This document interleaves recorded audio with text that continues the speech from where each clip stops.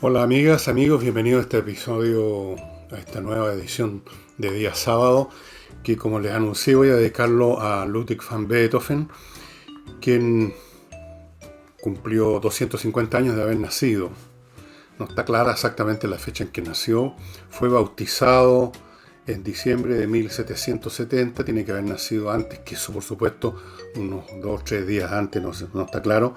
El hecho es que nació en diciembre de 1770 y murió en Bonn, en Bonn nació, fue bautizado en Bonn y murió en Viena, la capital de la música por esos años, en 1827. Fíjense, por poco, más o menos en ese año, 1827, más o menos, se estaban haciendo los primeros experimentos con fotografía. Un poquito más que vive, y podía haber vivido más porque murió joven, murió a los 57 años. Un poco más que vive y tendríamos fotos de Ludwig van Beethoven, no alcanzó a ocurrir. Eh, Beethoven es el músico por antonomasia, el músico que cuando se piensa en música clásica inmediatamente se le viene a la gente el nombre de Beethoven y en algunos casos se viene la imagen ya un poco convencional del busto de Beethoven que solía en el pasado estar en muchas casas de clase media. Había un busto de Beethoven arriba en la chimenea, en ese espacio que queda ahí, esa cornicita ponían algunas cosas y entre ellas el busto de Beethoven.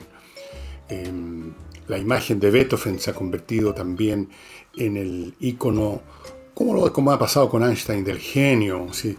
Una expresión seria, el pelo al viento, una serie de cosas que no tienen mucho que ver con la realidad, no es eso lo que caracteriza al genio, pero es la estampa, el cliché del genio.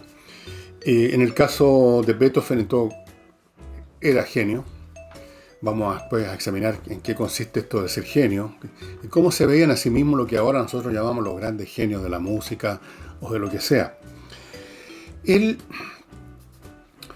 empezó tempranamente a ser enseñado, primero por su padre, que era un tipo no muy agradable. Luego pasó a ser enseñado por un músico que pocos conocen, nadie conoce en realidad, que no sé si compuso alguna cosa, que probablemente sí, don Christian Gottlob. Él le enseñó más allá de lo básico que le había enseñado su padre, de cómo está construida la música, ¿no? O sea, el solfeo, el pentagrama, las notas, todas esas cosas. Y muy tempranamente empezó a mostrar su interés por la música, su habilidad para componer. A los 21 años se convirtió en alumno nada menos que de Joseph Haydn. Estamos hablando entonces de 1791.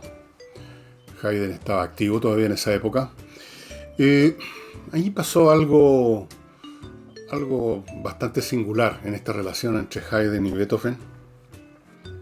Beethoven, que era un tipo bastante, no sé si llamarlo arrogante o soberbio, en algún momento dijo abiertamente que Haydn no le había enseñado absolutamente nada, que no había aprendido nada de Haydn. Pero sí le enseñó composición. Componer es una cosa que requiere conocimientos y seguramente aprendió mucho. Es más, un poquito antes que muriera Haydn, allá por 1805-6, ya estaba muy viejo Haydn, muy cansado, ya prácticamente no estaba componiendo nada, y se organizó un concierto en homenaje a Haydn, donde se tocaron puras piezas de Haydn, una cosa interminable. Los conciertos en esa época no tenían piedad con los auditorios, podían durar 4 o 5 horas. Una cosa y luego otra y luego otra y luego otra. Y por supuesto asistió toda la nobleza de Viena, todo el who is who de Viena, los músicos, al pobre Haydn que ya estaba a medio morir saltando, lo llevaban sentado en un sillón por unos jóvenes, así como en un palanquín. Y Beethoven, que asistió, como asistió todo el mundo musical de Viena, fue a besarle la mano, a pedirle perdón y a besarle la mano a este tremendo músico que era Haydn. Pero ciertamente que Beethoven está, no voy a decir que es mejor músico o que eso no tiene sentido, ese tipo de comparaciones en absoluto. Pero sí Beethoven representa un paso más adelante, si ustedes quieren, de Haydn y también de Mozart y de otros músicos del periodo propiamente llamado clásico, que ahora se le aplica ese término a toda la música que se toca en las salas de concierto, pero la verdad es que estrictamente hablando en musicología se habla de clásico el periodo que va más o menos por darle alguna fecha entre mediados del siglo XVIII y principios del siglo XIX, un periodo llamado clásico porque en ese periodo se establece la forma clásica, el canon de un montón de distintas variantes de la música occidental. Se establece el canon de los cuartetos, el canon de la sinfonía, el canon de los conciertos, una determinada manera en función de la cual los compositores hacían lo suyo. Y esa es la música clásica. Los dos grandes exponentes son ahí Mozart y Haydn. Beethoven fue un poquito más allá. Es una figura intermediaria, una figura de transición entre la música del periodo clásico, en el estilo clásico, con las estructuras, ya vamos a hablar de eso, espero, si no se me olvida, las estructuras con que se componía en el periodo clásico y que se llama música clásica, y lo que vino después, que a primera audición por una persona que no está muy interiorizada a este tipo de música le parece que es lo mismo, pero no es en absoluto, que es el periodo romántico. Músicos de ese periodo son, por ejemplo, Schubert. Franz Schubert es como el ícono del periodo romántico. Beethoven está entre medio. Está entre medio porque en él se cumple la transición.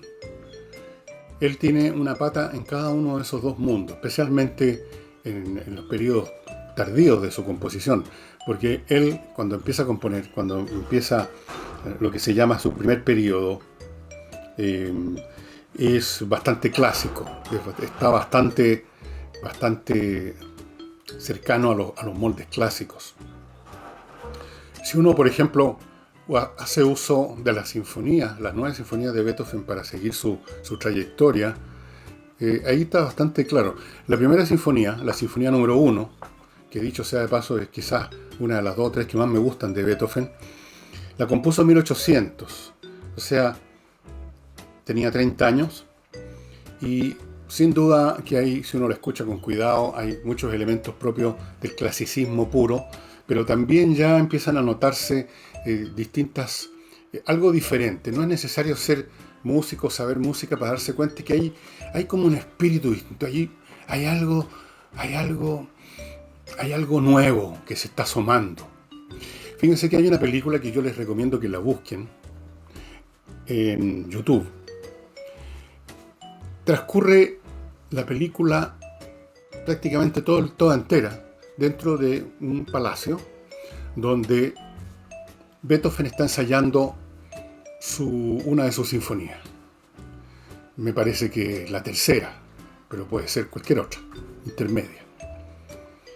Y hay una serie, qué sé yo, de intriga. Beethoven de repente se sale mientras están afinando los instrumentos los músicos y habla con una señorita o señora con la cual tiene una relación.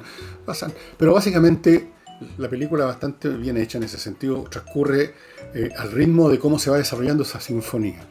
Y hay un momento en que está, qué sé yo, en el segundo o tercer movimiento de la sinfonía, Beethoven dirigiéndola personalmente. Los músicos están en un salón de ese palacio, hay gente de la corte, hay gente de los dueños de casa, gente linda, digamos, asistiendo a este ensayo. Y viene subiendo la escalera Joseph Haydn. Y la escena esa en que Haydn primero escucha mientras va subiendo y se va acercando a la música, va sintiendo que hay algo nuevo y en un momento dado se detiene y cierra los ojos como alguien al quien se le revela un mundo nuevo que viene y que lo deja a él y a Mozart y a todos como encapsulado en otra esfera del tiempo. Es una escena realmente espectacular, ese momento en que Haydn cierra los ojos y respira profundo y escucha esa música que sonaba, que uno notoriamente suena distinta a cualquier sinfonía de Haydn, y que suena distinta porque está construida de una manera bastante distinta. La forma como está hecha. Vamos a hablar de eso si es que me acuerdo en un momento más. Beethoven, a medida que fue avanzando en años, se fue atreviendo, como todo artista creativo, como todo genio creativo, fue modificando su propia producción, y a partir de 1814, de hecho a partir de 1800 y un poco más, empieza a perder el oído. Y ya en 1814, o sea, 13 años todavía le quedaban, así en esa condición, está ya de frentón sordo. Y curiosamente, en estos años en que ya está totalmente sordo, es que Beethoven ya definitivamente escapa a la fuerza gravitacional del clasicismo y entra en órbitas lejanas. Si ustedes escuchan, por ejemplo, los primeros cuartetos, que son muy hermosos, de Beethoven, ustedes pueden reconocer claramente el molde clásico que yo voy a explicar en qué consiste básicamente.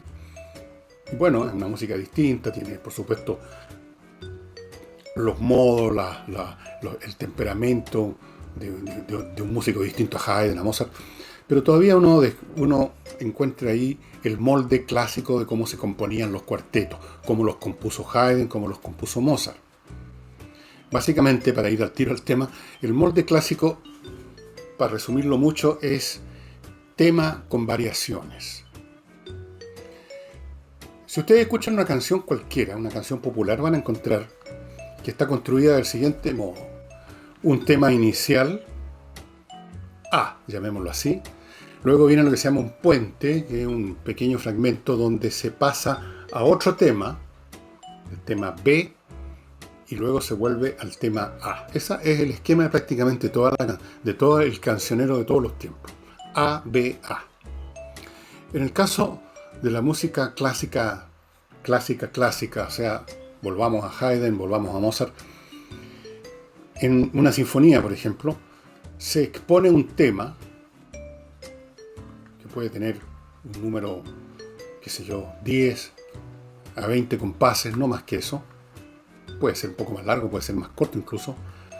El tema puede ser a veces 4 o 5 notas, nada más. Y luego, en ese movimiento, ese tema se desarrolla. Hay variaciones. La variación es que ese tema pasa a otra clave, pasa a otra tonalidad, y la llevan los cornos, por ejemplo, acompañados por otros instrumentos como en la segunda línea. Después aparece el tema nuevamente llevado por las cuerdas, en otra tonalidad o en la misma tonalidad, con algunas variantes dentro de esa variante. Y en eso consiste el movimiento. El caso de Beethoven, por ejemplo, la Quinta Sinfonía, todos conocemos el tema ta ta ta tan. Y si ustedes escuchan ese movimiento, que es el primer movimiento de la Quinta Sinfonía, van a darse cuenta que está construido básicamente sobre la base de esa célula musical. Ta ta ta tan. Y después sigue ta ta ta ta ta ta ta ta ta ta ta tan, una especie de fuga, y uno todo el tiempo está reconociendo, a veces medio disfrazado por la tonalidad distinta. Pasó de, qué sé yo, de do mayor a re menor o algo así, pero uno está siempre reconociendo el tema. Es como que se le van sacando todas las riquezas que hay en ese tema. Ese es el sentido de las variaciones. En la música de Beethoven posterior, lo que empieza a predominar son los motivos. Los motivos es algo distinto al tema. En primer lugar, hay muchos motivos que se van surgiendo y se van interpenetrando entre sí. No se trata de que haya un tema y salen las derivadas, por así decirlo, sino que hay motivos que pueden ser de repente un efecto rítmico muy breve, que se van conectando unos con otros de distintas formas, como los elementos de una alfombra, en que las distintas grecas o figuras se mantienen siempre como son, pero se van uniendo de distintas formas. Estoy tratando de explicar una cosa que más bien hay que escucharla y no describirla, porque describir la música con palabras es pasar de un territorio a otro muy distinto, ¿no? Luego el uso en Beethoven de la orquestación, qué instrumentos solía usar más que otros. Eso cambia el color de la música. No es lo mismo, por ejemplo, ustedes todos tenemos la experiencia, si ustedes escuchan una obra musical clásica tocada por una banda, por la banda de Carabineros, que no tiene cuerdas, sino que es solo instrumentos de viento, evidentemente que suena distinto a como suena con una orquesta con las cuerdas, y viceversa.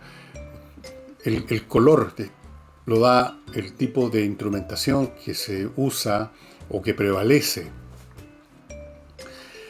Entonces, cuando uno escucha una sinfonía de Beethoven, incluso aunque uno no sepa nada, absolutamente nada de motivos, temas, tonalidades, ninguna cosa, uno siente, sin necesidad de ninguna palabra, que estás en un mundo diferente, que es otra cosa, que se están revelando territorios musicales que no se conocían, que Beethoven está entrando a un territorio inexplorado. Y eso es una de las razones de su tremendo peso en la historia de la música occidental. Les costó mucho a los sucesores de Beethoven el escapar de la poderosísima gravitación de este autor. A algunos autores importantes posteriores a Beethoven, más de algunos le hacía el reproche que lo único que estaba haciendo era reorquestar a Beethoven.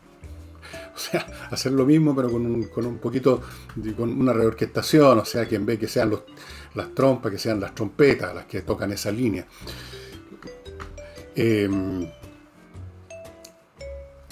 Yo quiero ponerles un ejemplo ahora de una de sus últimas sinfonías, que ya la compuso sordo, y son solamente unos minutos nomás, 2-3 minutos, no crean que les voy a enchufar, digamos, más largo. Es una sinfonía, la octava, compuesta cuando ya estaba sordo, y sin embargo uno no siente en ella ningún elemento de tragedia, de pesar, de pena, de tristeza, sino que está repleta de júbilo. Es una sinfonía realmente pero muy hermosa, muy fluida, y la interpretación que vamos a escuchar desde el principio, pero solo unos 3-4 minutos o menos, no podemos hacer más en este programa, es una interpretación que podemos hacerla, supongo que sin mucho temor de problemas después de propiedad, porque esta obra, que ustedes van a verla además, como la tocan, es de una orquesta de las Fuerzas Armadas norteamericanas, y ellos no piden derechos de autor ni ninguna cosa, y tratan de detectar los motivos o el tema de del inicio de esta octava sinfonía de Beethoven. Ladies and gentlemen, please listen as Major Ansele leads the orchestra in Ludwig van Beethoven's Symphony No. 8.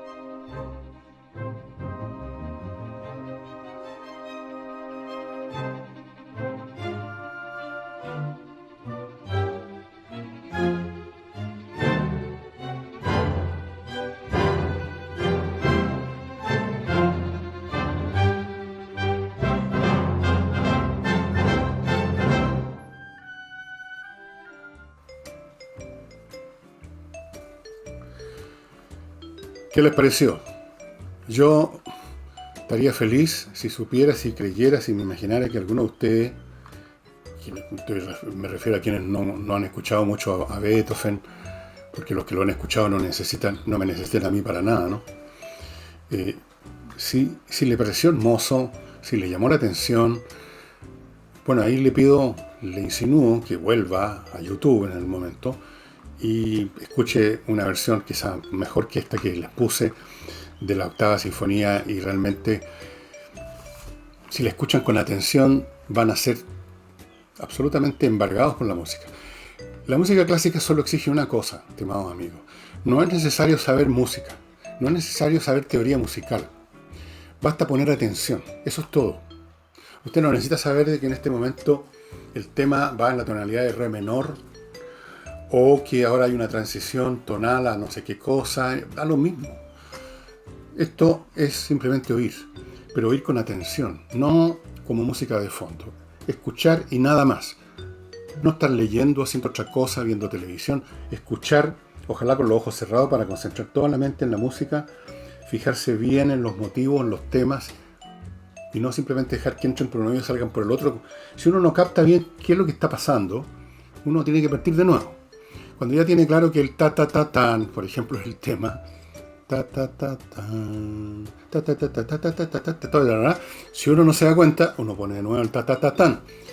Y ese esfuerzo que puede ser necesario para personas que tienen poca experiencia escuchando esta música retribuye mucho, realmente retribuye. Llega un momento que ya no es necesario escuchar varias veces una obra para captar inmediatamente el tema, y luego, una vez que uno lo tiene en mente, por así decirlo, como en segundo plano, todo va teniendo sentido en la música. Beethoven fue un hombre muy reconocido en su época. No es el caso del genio desconocido, ni mucho menos. En general, los genios no son desconocidos. La narrativa del genio viviendo en una buhardilla y que nadie lo conoce, eso es un relato romántico que normalmente no corresponde a la realidad. Si ustedes miran a su alrededor y simplemente se fijan en la vida, por ejemplo, de literatos latinoamericanos como Borges, Vargas Llosa, Gabriel García Márquez y todos los demás, Soriano, se van a dar cuenta que en ningún caso fueron desconocidos, nadie le dio pelota y los vinieron a descubrir 100 años después de su muerte. Se hicieron conocidos, importantes y reconocidos muy rápidamente. Eso es lo más frecuente. Y, por supuesto, Beethoven fue un hombre reconocido por sus talentos desde el principio.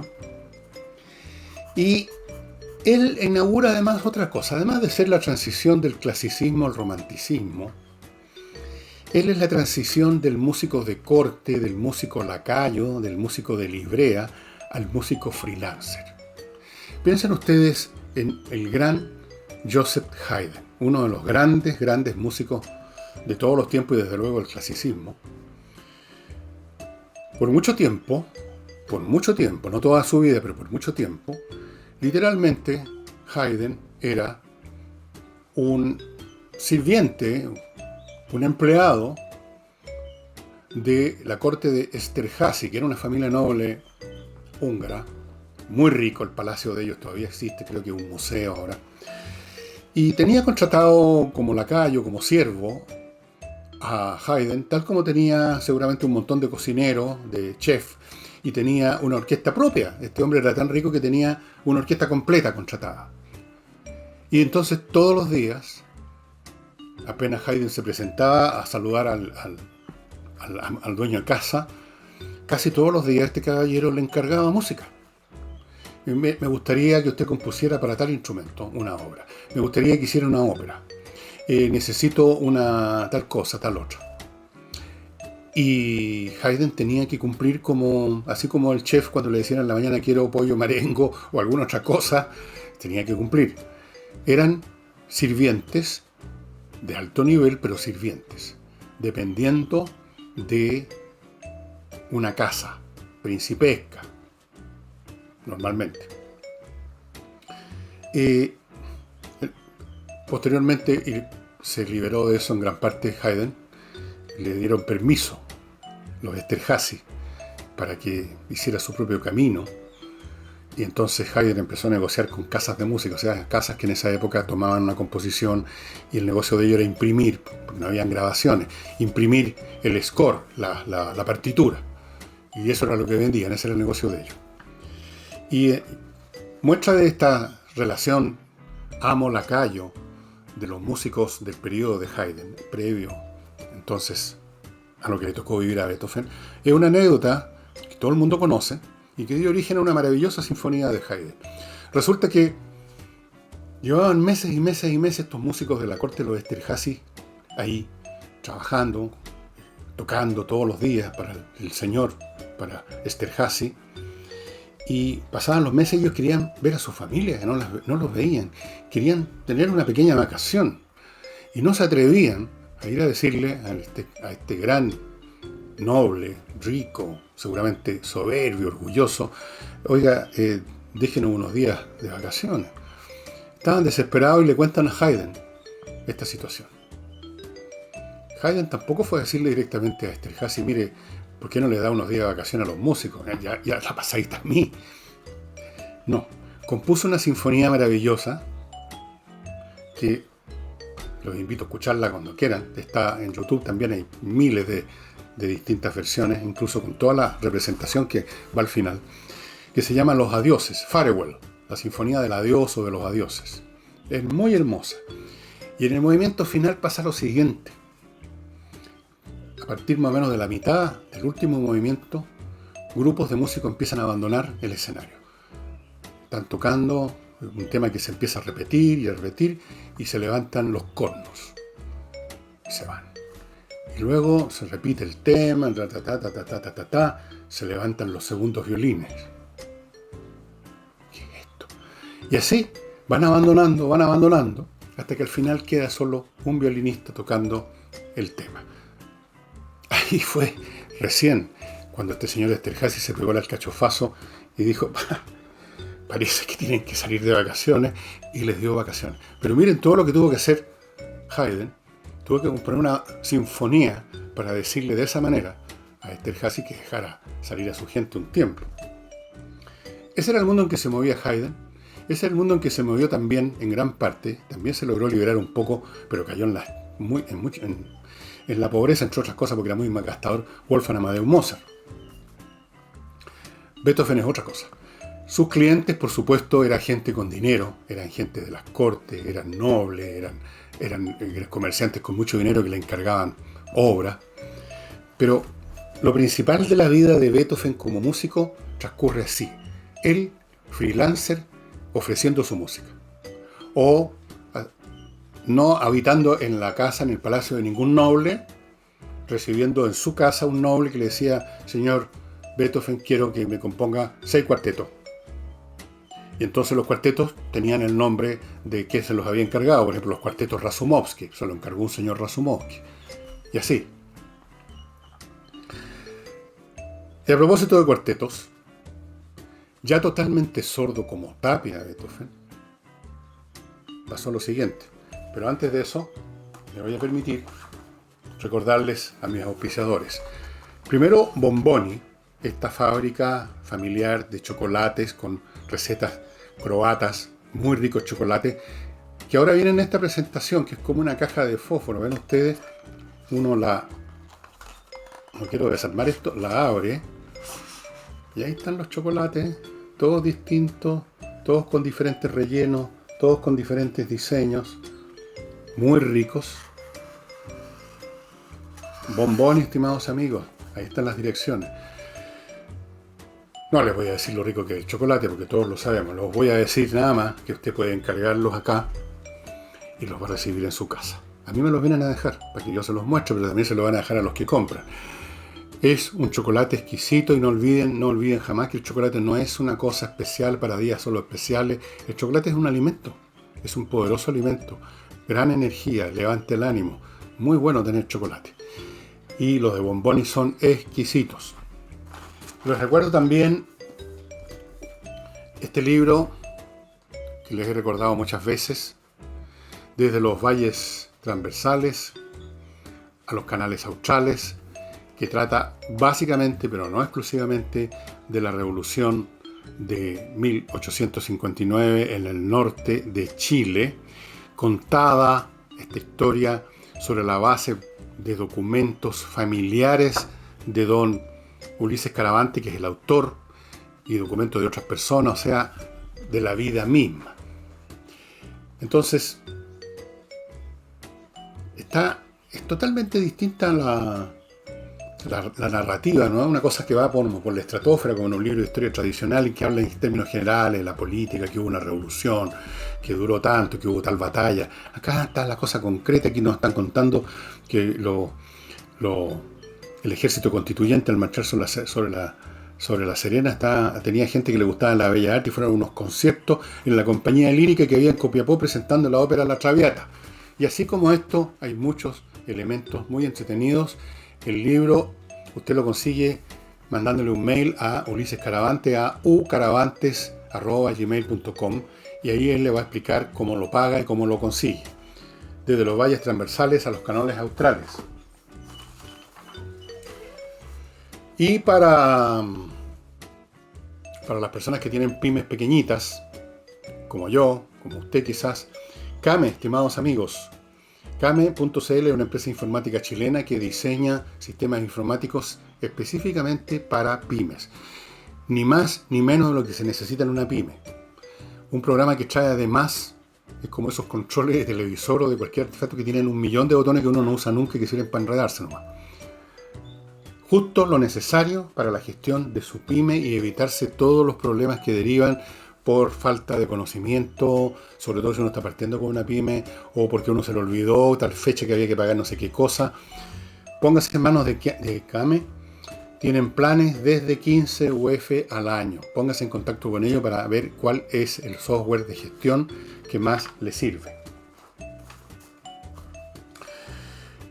Estos cuartetos que compuso Beethoven, ya sordo como Tapia, compuestos entre 1825 y 1826, ya están tan alejados del esquema clásico de cuartetos de Haydn o de Mozart y de otros músicos, que sirvieron de inspiración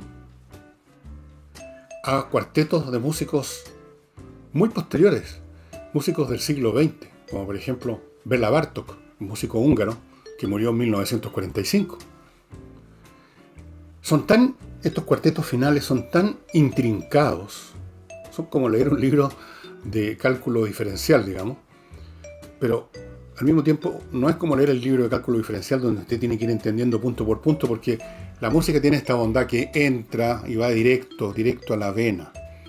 Usted no tiene necesidad de decirse, hoy qué intrincado es esto, o por Dios que me va a costar entender esto. No hay nada que entender, le va a entrar y usted, su mente por su cuenta, va a procesar las bellezas musicales que hay en esos cuartetos, que no entran de inmediato.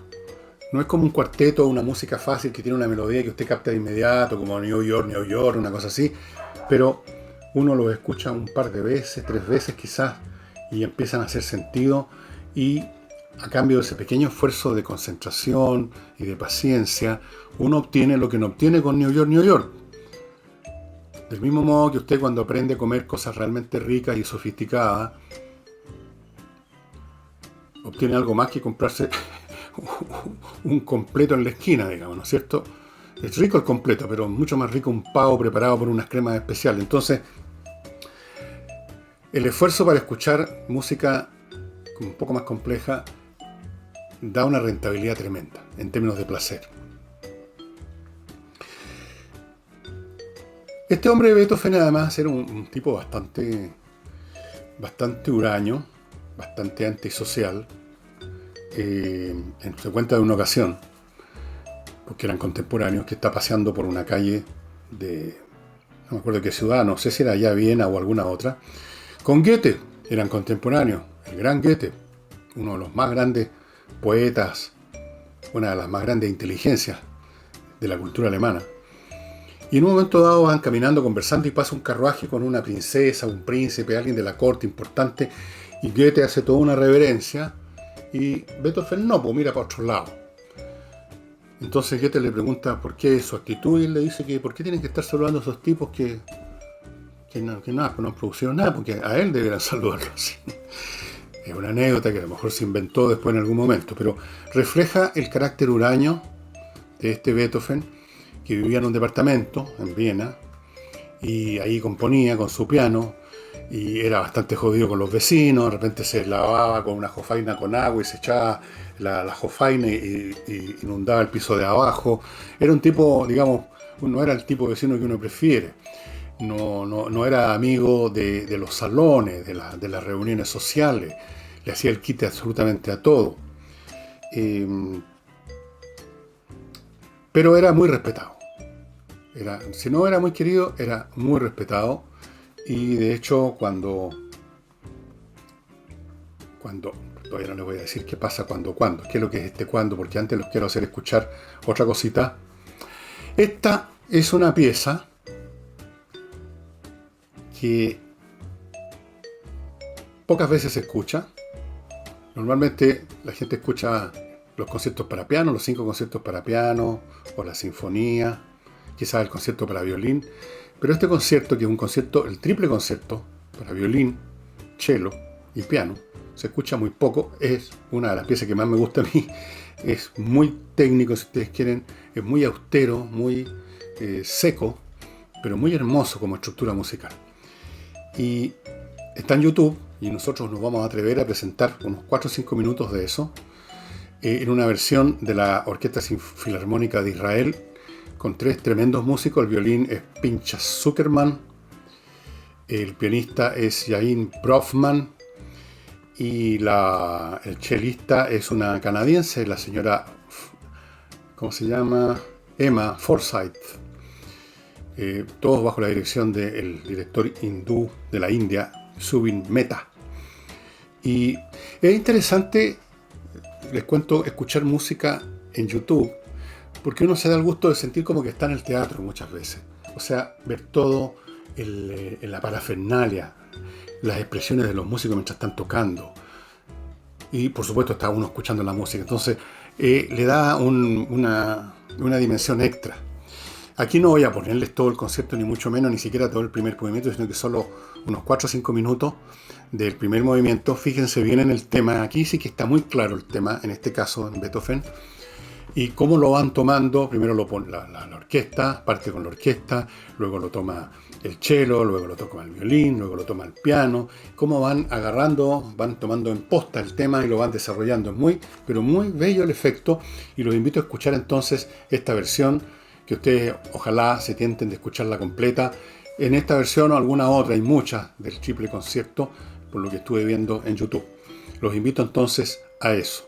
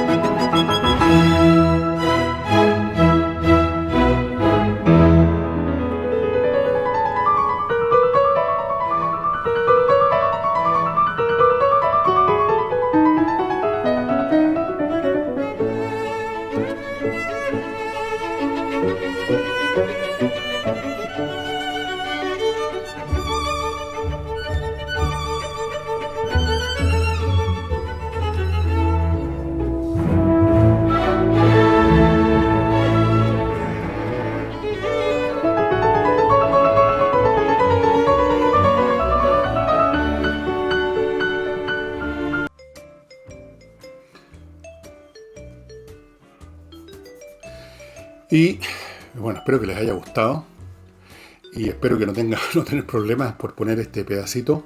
Espero que no, al fin de cabo no es una obra grabada por un sello, sino que fue un concierto que se dio un determinado día y está subido en YouTube, pero no hay problema. Y el cuándo, les dije, ¿cuál es el cuándo a que me iba a referir con Beethoven? Pero antes de ese cuándo, permítanme, amigos, recordarles eljardinero.cl. Si usted tiene un jardín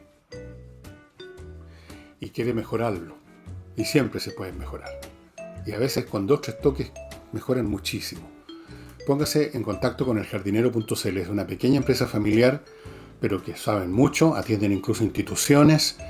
No saben ustedes las maravillas que pueden conseguir fuera del mantenimiento. Si ustedes quieren, simplemente los contratan para el mantenimiento de verdad, no ese jardinero que llega con una tijera a cortar todo y con una máquina a cortar pasto. Eso no es mantenimiento, esos son cortadores de pasto nomás.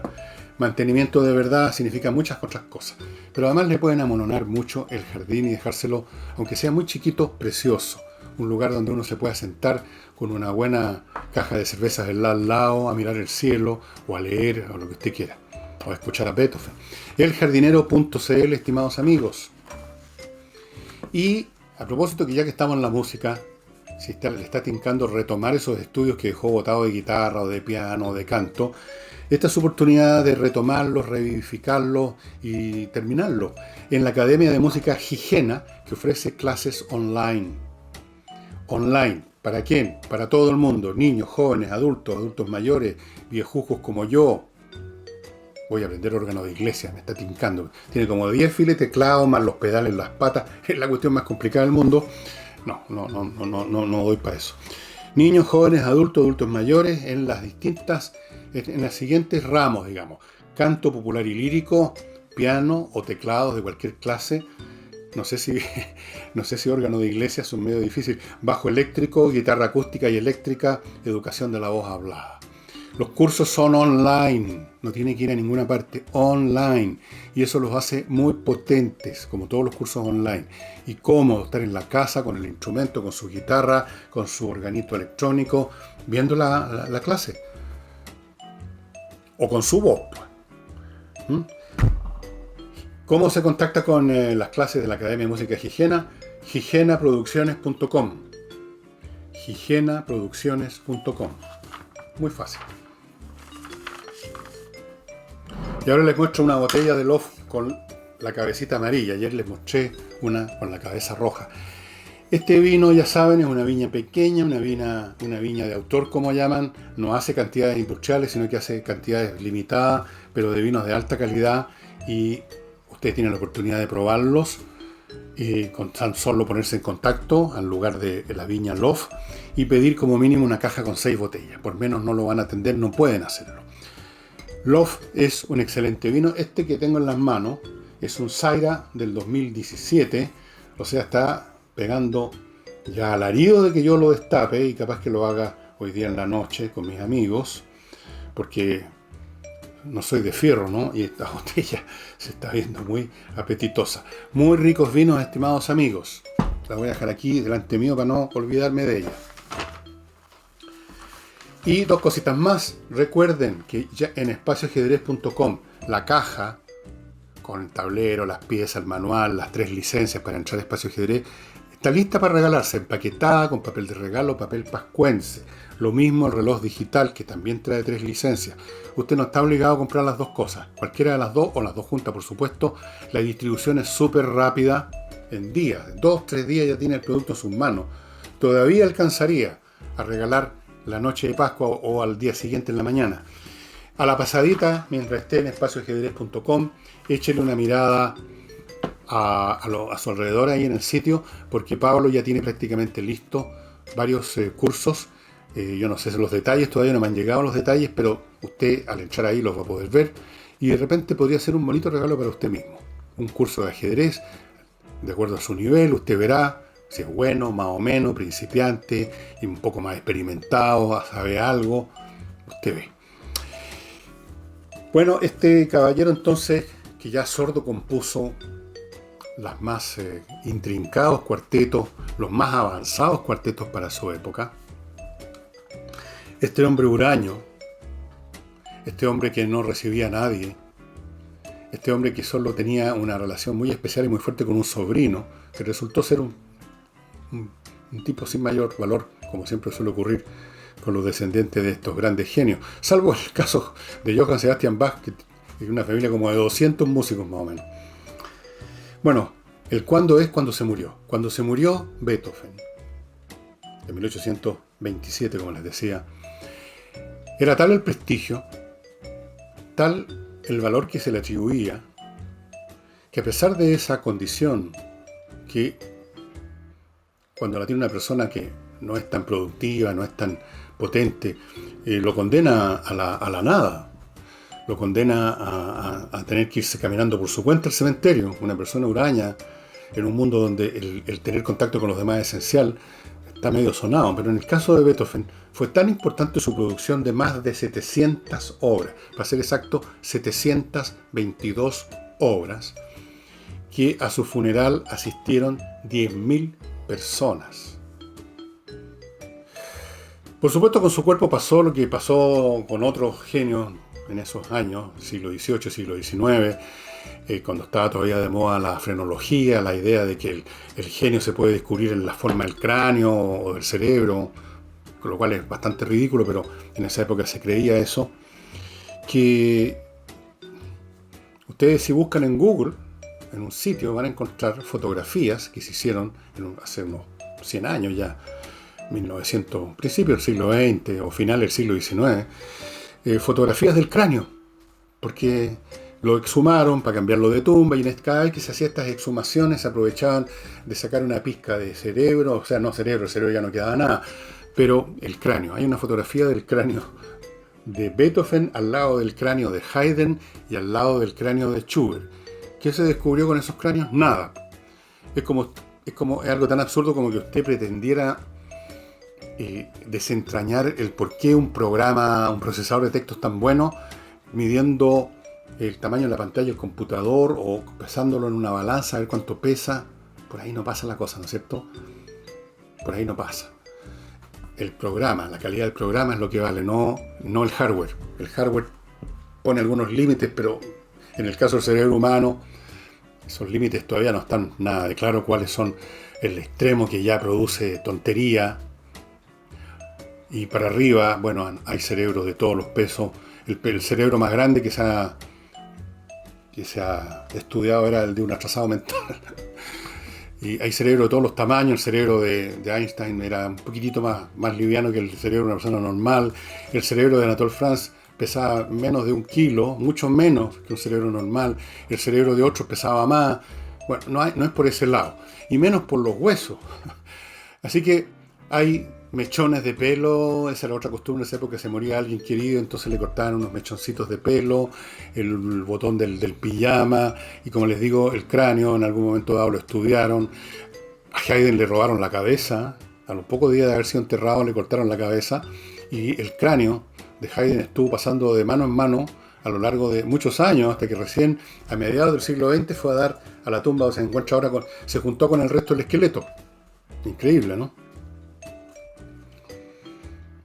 Bueno, fue entonces enterrado en medio de una tremenda multitud que respetó a este genio.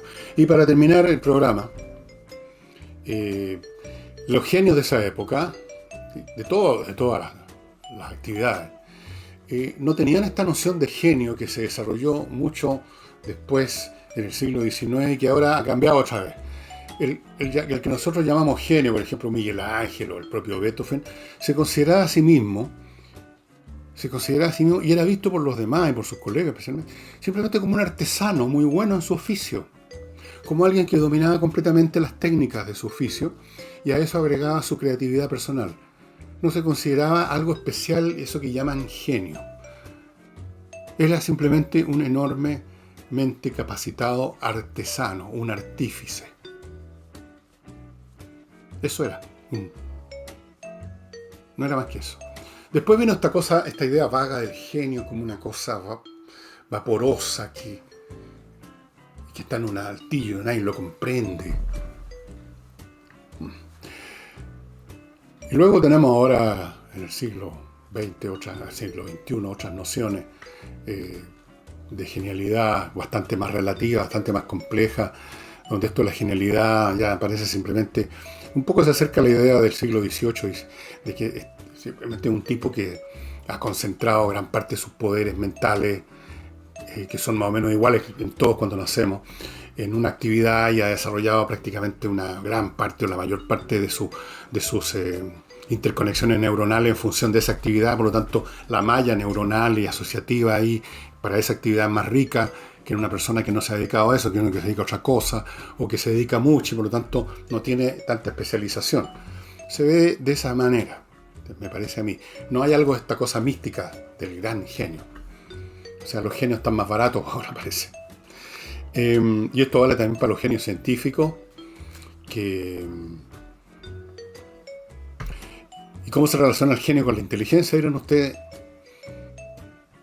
Se relaciona, pero no es en una forma, digamos, directamente proporcional. Obviamente toda persona genial es inteligente, pero no toda persona inteligente es genial. Todo genio tiene un alto coeficiente intelectual, pero no toda persona con un alto coeficiente es un genio. Es bastante más relativo y bastante más complejo, pero da lo mismo. Al final de cuentas lo que interesa es la calidad de la obra que entrega una persona. Y Beethoven entregó una obra señera en la historia de la música, y esto no es por repetir frases hechas, es cuestión de escuchar su música. Yo los invito, a los que no conocen Beethoven, que no se vayan, digamos, por las cosas que todo el mundo ha escuchado, aunque sea a la distancia alguna vez, como el ta-ta-ta-tan, o el último movimiento de la novena sinfonía, que es lo más latero para mí de todas las de novena sinfonía. Me gusta mucho más el primer movimiento. Vayan a cosas que no conocen mucho. Ese triple concierto que les he mostrado aquí, escúchenlo entero o lo más que puedan o quieran, y ahí van a empezar a ver el genio, la calidad de este súper artesano o genio que se llama Ludwig van Beethoven. Y eso sería todo por hoy, estimados amigos. Espero que no tener problemas por haber puesto música. Bueno, pero si tengo problemas, valía la pena por Ludwig van, ¿no es cierto? El gran Ludwig van. Y eso sería todo. Nos vemos mañana domingo, espero, con Álvaro Salas.